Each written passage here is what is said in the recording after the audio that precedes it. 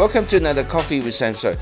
Today we're at the UWA Club here in Crawley on a winter's morning. I've got West Cobar Metals with us here today. West Cobar is market cap is 8.7 million. Current share price is about 9 cents. West Cobar is all about rare earths. Today we've got the new managing director, Matt Szwedzicki, here with us. I hope I pronounced that properly. Very well done, Noel. Yeah. Matt, look, welcome to Coffee with Samso. Thank you. Look, there's new management in place. I guess, well, it's kind of a new leader in place, not a big major change. No. Tell us about yourself and what's an update on West Cobar. Sure, Noel. Yeah, thanks for having me on. It's a pretty sort of new role for me. I've just stepped into the managing director's seat about just over a week ago. I have been involved since the IPO for West Cobar, so I've got a history with the assets there. I know the team, and I just think it's a fantastic opportunity. When the board was sort of talking about a full-time MD and the option came up, I was really excited. I looked at, we've got a great portfolio of projects, we've got good people, we've got good investors, good support. I think it was one of those things where I thought it's just a great opportunity to build from there. My background, I've had a background of about 23 odd years in corporate and commercial, in resources. So that's a mix. I'd say, look, predominantly energy, but minerals as well. And started my career on the big end of town and have sort of progressively moved to the smaller end over time. So I'm not a geologist, so we've got a very capable team in-house that covers that. We've got David Pascoe, who's very technical, and Kevin Das, who you've spoken to as well. So we're very well looked after in that regard. What I guess my part of what excites me is, particularly coming from an energy background. It's interesting, we're having a chat about decarbonisation just now, Noel. Working in gas, over the last few years, you can see the funding and the investor interest and the appetite for fossil fuels is declining. There's no two ways about it. People want to move away from fossil fuels. And the future really is this kind of stuff. It's critical minerals, it's decarbonisation, it's clean energy, and we're at the forefront here in WA of having, we're blessed with these minerals, we're blessed with a good jurisdiction, and what we've got at West Cobar is a fantastic cornerstone. We've got the Salazar project, which, it's a discovered resource of rare earths. They're clay rare earths, as you know, but what a fantastic asset to build a company on the back of. And that's really sort of, what got me excited about it all. And I think, just those macro themes of moving into the critical minerals, the future's in front of us. I think West Cobar is very well positioned to have a crack at it. Yeah, I mean, you spoke about your experience and everything. I remember when I did my first listing, I had zero corporate experience. But I think at the end of the day, what I've learned, I'm on my second listing now, but what I've learned, and I think is very apparent, is the passion of the driver, and I think that's the key. And I'm glad you brought up the whole decarbonisation thing. I think going forward, companies can't be geologically driven in a sense. It is a geological game, but I think the vision and the driving has to be in part of what this is. This is our industrial revolution, right? Our generation. Not the 1920s and things, but this is because it's a major shift. I've had many conversations here with people about this shift, called decarbonisation, electrification, all this kind of stuff. But it is a major shift. It's not going to be measured in weeks, months.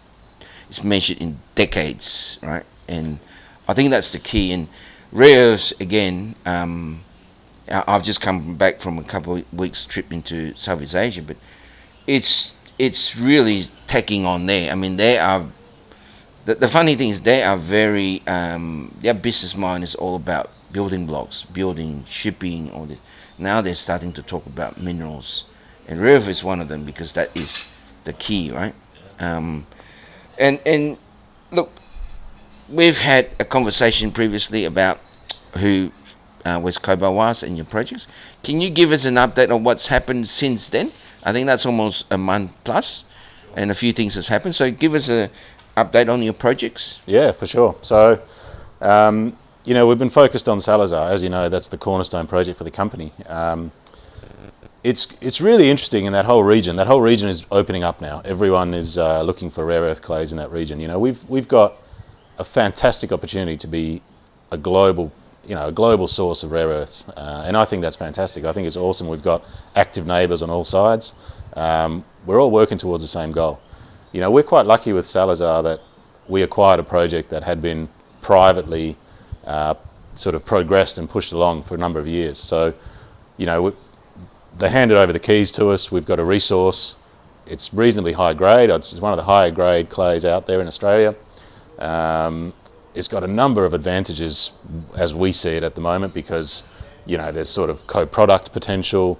There's sort of the underlying geology where it sits over the Amphibolite, which makes it quite unique as well. So we see Salazar as a really exciting project, and it's a base to build off because we've got more ground in that area. We've got sort of the license where Newmont is. We've got the O'Connor prospect, which we've drilled out and has fantastic, grades, intercepts at shallow depths. And then we've also got a good chunk of land just to the east, nearby.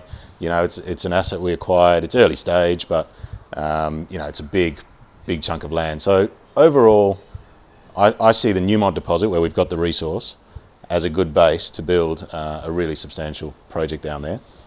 There's a lot of I guess skepticism, and rightly so, in the market about clays, and it's because clays require time to crack the network, and it's all about ultimately will it be economic to develop.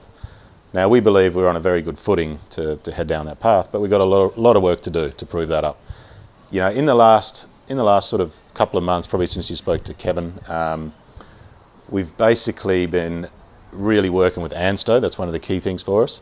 We're expecting some ANSTO results during July, and that'll, what we expect is that'll show us this resource leaches, and we'll look at the results and we'll decide what it means going forward and what the next steps will be. But we expect that it'll leach, and what that means is that's a good tick to start from. We're also looking at various beneficiation options on the front end. If you can increase the grade on the front end, that makes the economics obviously much better as well. So there's a number of processes there that we've kicked off, that have been in train with ANSTO, with NAGROM, with Uni of Newcastle, and a few others. And we're expecting sort of results out of those over the next few months. So, pretty exciting time for Salazar and the Newmont deposit. I guess we've also got a resource upgrade that we're looking at the moment. So the drilling that we did earlier in the year has led to some really good results, and that's been incorporated into the geological model. So I think during July we hope to put out a resource upgrade as well. It's exciting because it's a resource upgrade that extends the resource in pretty much every direction, and down the line there's still more we can go after. So it comes back to that. It's a big regional play down there. The clays are quite extensive, and there's a lot of upside to chase. It's interesting, the development of my understanding of the clay rare earth industry or everyone calls the rare earth sector, but there's also, people forget, there's the hard rock guys to the north, right? But started understanding clay rare earths, and the OD6 of this world, and relating to China because they're the main players, and the base and how they geologically they sit, so associated granites and things. But yours is again different and highlighted in the Amphibolite, and then I learned about AR3 guys who are there in South Australia with they're on a limestone base, and I've had this discussion with people, and surprisingly a lot of people don't realise that there's something else outside of granite-hosted rare earths. And what's your feedback when you discuss people? Obviously, there's a point of difference between you guys and the rest. You know, on the high level, what's the kind of feedback have you had? Look, I think primarily the feedback we get is focused on grade. So I think that's the first thing people jump to and say, okay, what's your grade? Now, we're quite lucky at Newmont. We've got a relatively high grade. So you know, straight away you've got a bit of a good starting block to talk about, you know, future processing. And I think I don't quite know that you know, the science is settled as to where you want to be.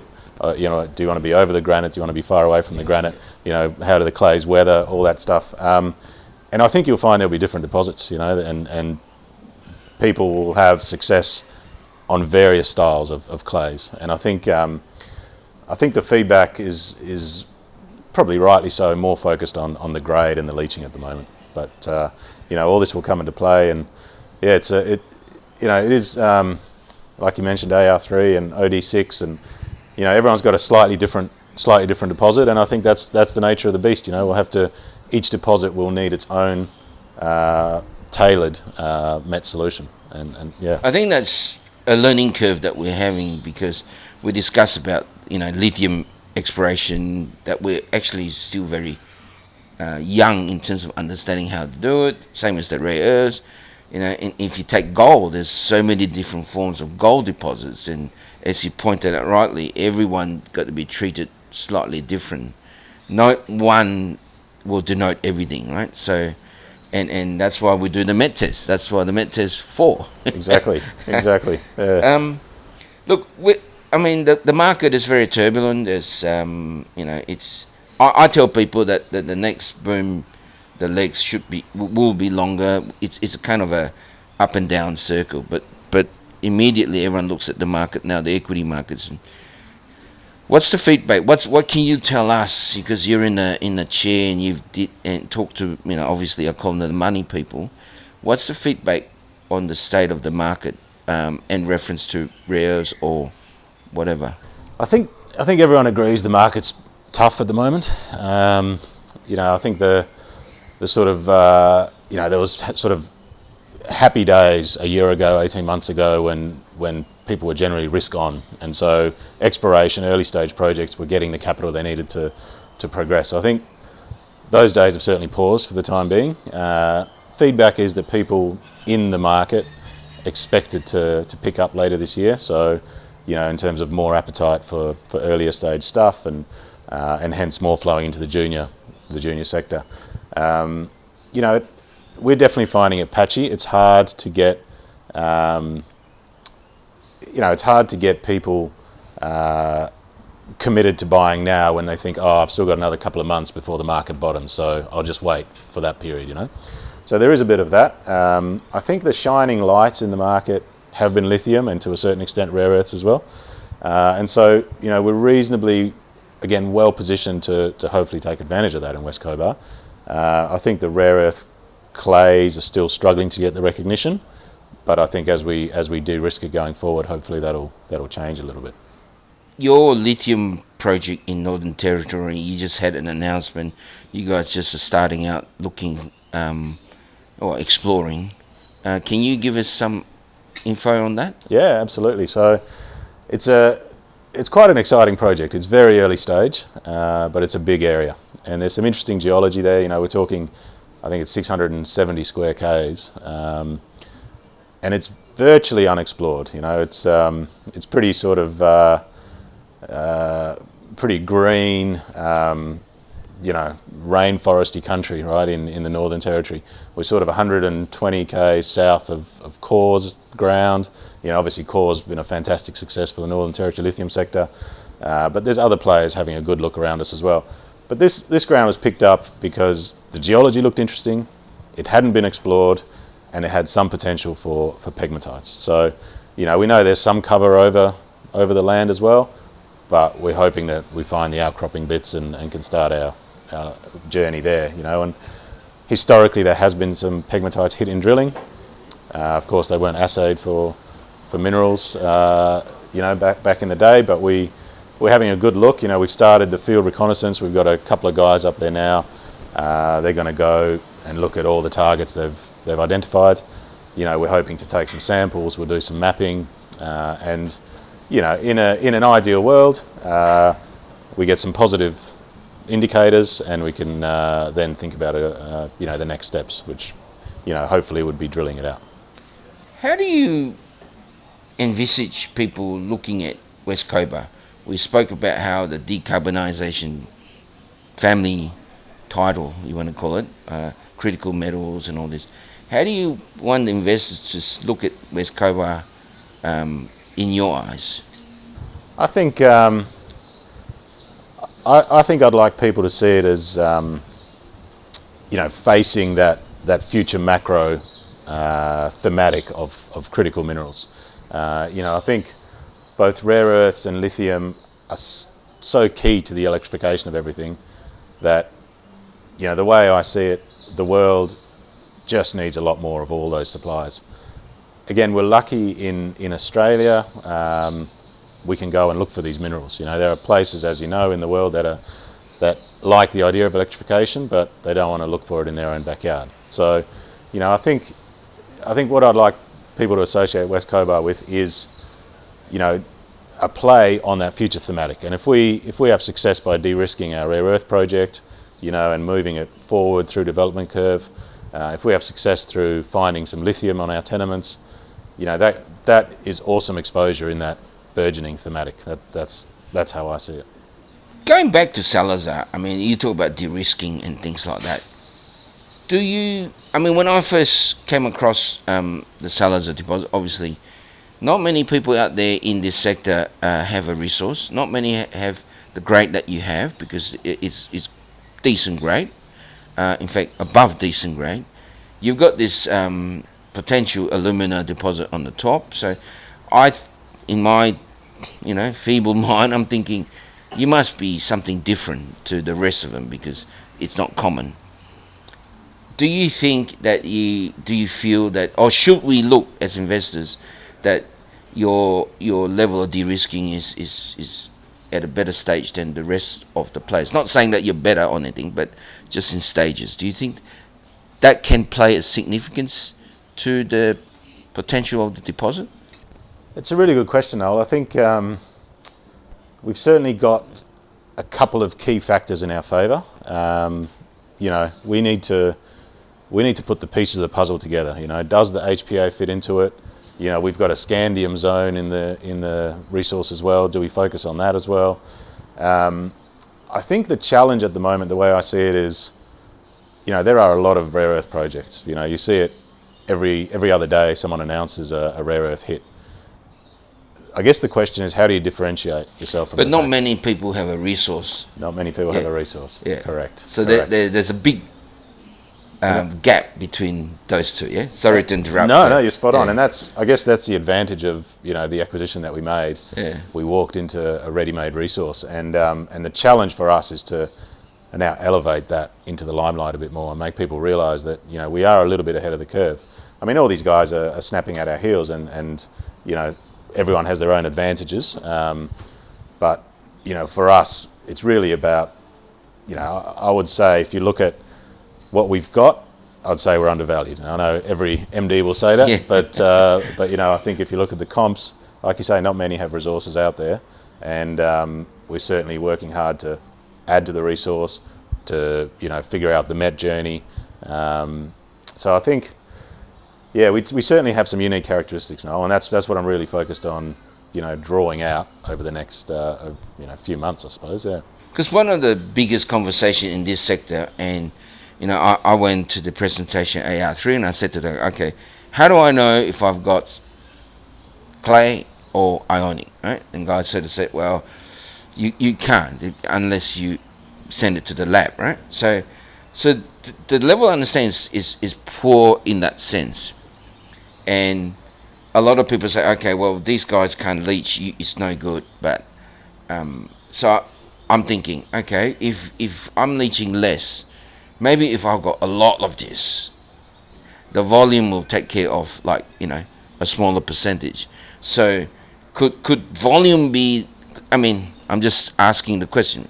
What you guys are thinking? Could then you guys be saying, let's go find big volume because we know we only can get a small amount out, because that might actually make it work.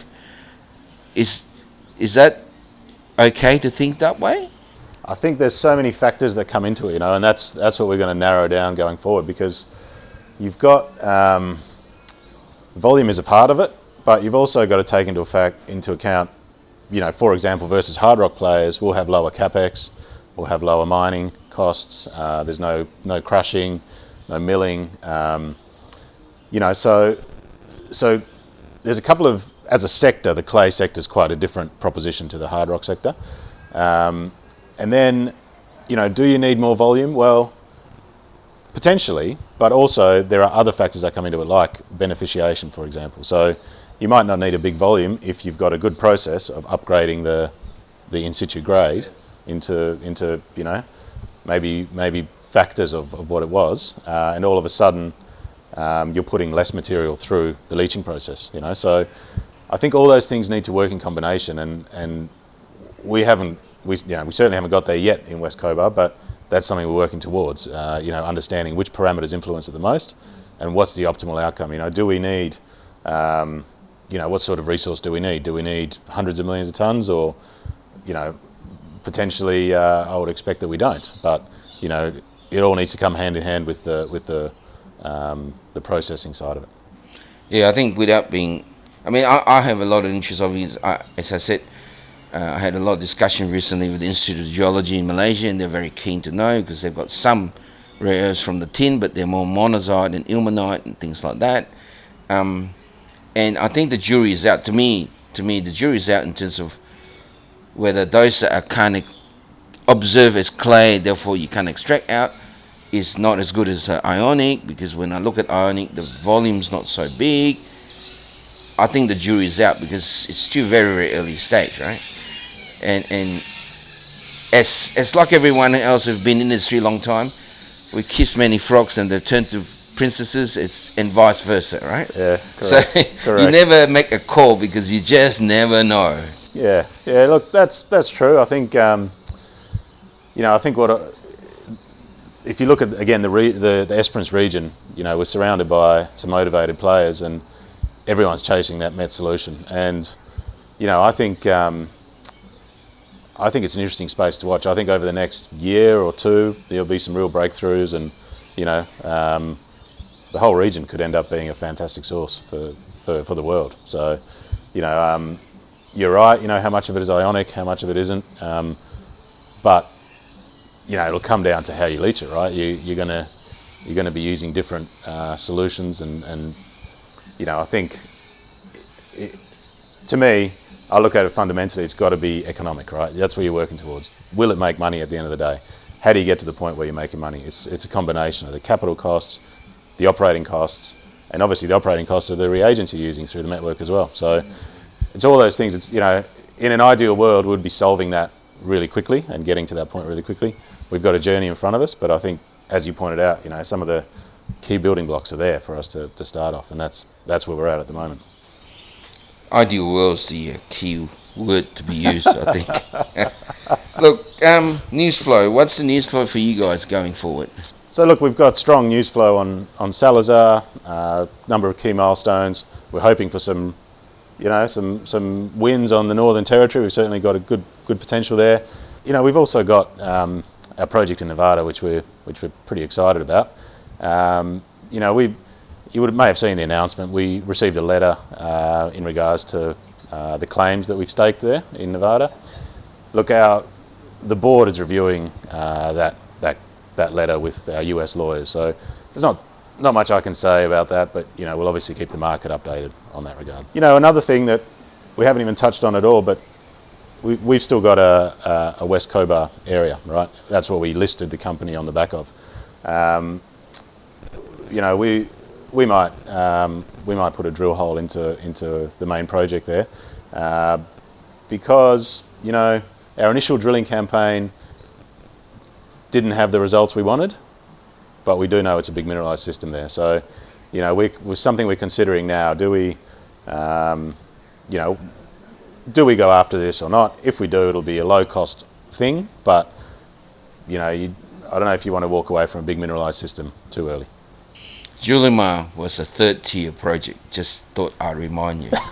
Is that right? They were busy in Victoria, and it was just that project in the state forest. So keep that in mind. Well, Noel, we've got when we listed the company, the main project there had a big intercept of copper, but reasonably low grade, but a big intercept, 120 metres. And there's signs of a mineralised system there, and so we kind of thought, all right, we've got a geological model. We stepped out, we drilled it, didn't really come in as planned. There's still signs of minerals, but not sort of upgrading the project. But the guys have looked at it and gone, you know what, this deserves another go, and it'll be a low cost go. It might be one hole into the middle of it. It's I think it's the exploration game, right? It's why we're into it. People want to have a bit of a go, and this certainly has enough potential that you don't want to walk away just yet. That's my view, to be worked out still. So I guess my traditional second last question is why West Cobar? When I get you guys to sell your soul to the potential guys out there, but I guess you kind of summarised that up in that conversation there. Do you have any last words to get those guys on the fence to buy your stock? Look, I just think we're a good value proposition. We're sitting at 9 million market cap. We've got some really nice assets. We've got something that could be going down the development pathway. We've got some early stage exploration, all in the critical minerals. If some things fall the right way for us, I'd expect a good uplift in the share price. Look, good way to end. I think the Salazar story is different, in my opinion. I think the West Cobar story, the packages, especially in the last bit where you're talking about your West Cobar deposit, I think that's part of that decarbonization process, copper and everything else, because that we still need the base metals for the electric car, right? Correct. Correct. Let's not forget about that. Correct. Very good fundamentals for that as well. Absolutely. So look, thank you for your time. Fantastic. We traditionally give away coffee, and Florence Drummond, who is no longer with the Indigenous Women in Resource, but she is the co-founder. She's helped us source the coffee from a group called KIC, which is a group of First Nation businesses who support our industry. And so that's your going away gift as a victim of Coffee Samso. Awesome. But thank you, and we'll hopefully keep following the West Cobar story. Thank you, Noel, and thank you, KIC. That's awesome. I look forward to drinking that good coffee. Yeah, great.